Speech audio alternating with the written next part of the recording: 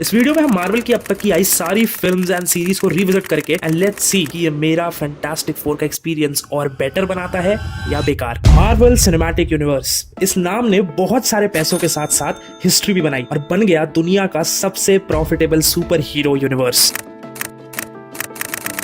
But ये success कहीं ना कहीं सिर्फ एंड गेम यानी कि फेज 3 तक ही रही। लोगों का ध्यान और अटेंशन अब मार्वल से हट रहा है और इसी कम अटेंशन स्पैम की वजह से थंडरबोल्ट जैसी फिल्म, जो कि एक बहुत ही अच्छी फिल्म थी, वो भी बॉक्स ऑफिस पे फ्लॉप हुई। क्योंकि सब भसड़ के साथ एक नया फेज यानी कि फेज 6 शुरू होने जा रहा है, तो मैंने सोचा क्यों ना मार्वल को एक और बार एक्सपीरियंस करा जाए।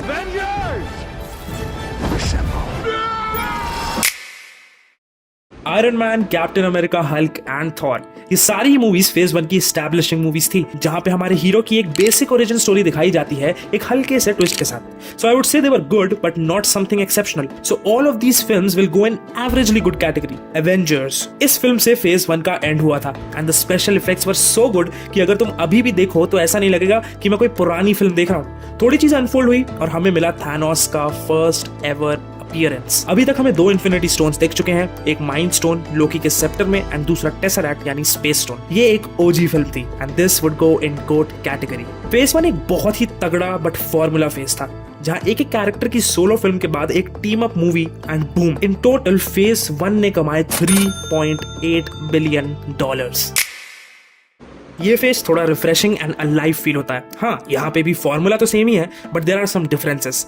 Iron Man 3, Thor Dark World, Captain America Winter Soldier अपनी सोलो कहानियों को आगे बढ़ाते हैं with small hints of the bigger universe. जहां थॉर द डार्क वर्ल्ड में पहली बार दिखता है रियलिटी स्टोन। इवन तो फिल्म इज एवरेज, मतलब इतनी बुरी नहीं है जितना लोग कहते हैं, बट इट्स डिसेंट। और कैप्टन अमेरिका में हम मिलते हैं विंटर सोल्जर से, जो बहुत ज्यादा खतरनाक था। वहीं 2 origin film Ant Man and Guardians of the Galaxy भी अपने आप में काफी यूनिक थी।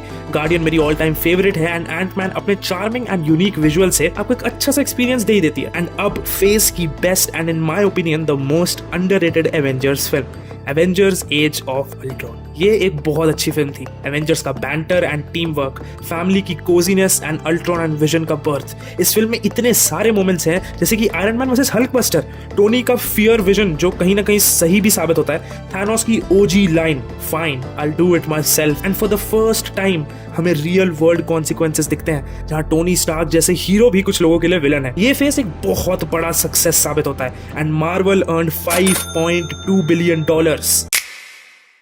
This is where Marvel peak. और उन्होंने अपना बार इतना ऊपर सेट कर लिया कि इस फेज के बाद उनका डाउनफॉल ही शुरू हो गया। 3 Avenger movies, by the way हाँ मैं सिविल वॉर को एवेंजर मूवी ही मानता हूँ। 3 ओजी कैरेक्टर फिल्म, 2 स्पाइडरमैन की फिल्म, और अगर ये कम था तो 3 सीक्वल्स ऑफ अमेजिंग फिल्म। ये फेज भरा हुआ था अमेजिंग एंड अमेजिंग कंटेंट से। Civil war is one of my favourite films ever. मतलब एवेंजर्स आपस में ही लड़ रहे हैं यार, and they did deliver on this one. Tony के पेरेंट्स का इंसिडेंट टू रोडी बीइंग इंजर्ड, इसमें बहुत सही मोमेंट्स थे। Doctor strange, Spiderman and black panther Marvel comics के 3 सबसे इंटरेस्टिंग कैरेक्टर्स की original films and all of them were so good. Doctor strange की क्लेवर एंडिंग ने मेरा दिल जीत लिया था एंड जब मैंने पहली बार वो एंशिएंट वन की ओपनिंग सीन देखा था, I was blown away. Spider Man for me was a decent watch. हाँ, इससे पहले ही ब्लैक पैंथर एंड स्पाइडरमैन का इंट्रोडक्शन हो गया था, but this film will not be something जो मैं इस वीडियो के बाहर रीवॉच करता। बट ये चीज एकदम ऑपोजिट है ब्लैक पैंथर के लिए। This was a very unique origin story and Wakanda का पहला live action introduction was so good कि आप शॉक में रह जाते हो। Thor Ragnarok, Ant Man and the Wasp and Spider Man far from home, जहां रैग्नारॉक ने थॉर की पॉपुलैरिटी को इतना बूस्ट दिया कि वो ट्रिनिटी का हिस्सा बन पाया, जो एमसीयू पिछली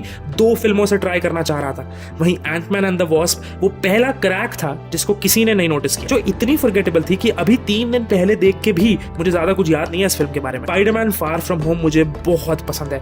the visuals, the twist and the Mysterio character, everything in this film was very good and it was far better than Homecoming. Avengers infinity war and end game, the big पे of. किसी भी चीज को tease करना and continue रखना आसान होता है, बट वहीं जब बात एंड करने की आती है, I think Marvel did a fabulous job in that. कि दोनों film is the toppest level that Marvel can go.